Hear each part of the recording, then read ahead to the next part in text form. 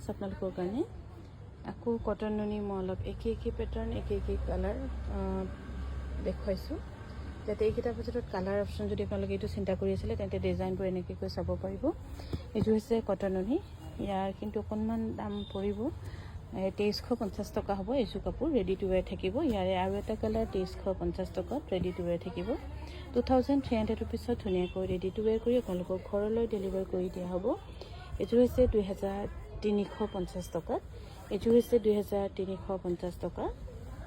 আৰু এইকেইটাৰ ভিতৰত এই কালাৰটো আটাইতকৈ বেছিকৈ ধুনীয়া 2350 ৰুপিজ আৰু মাজৰ বুটাকেইটা খুব ধুনীয়া কিন্তু 2350 টকা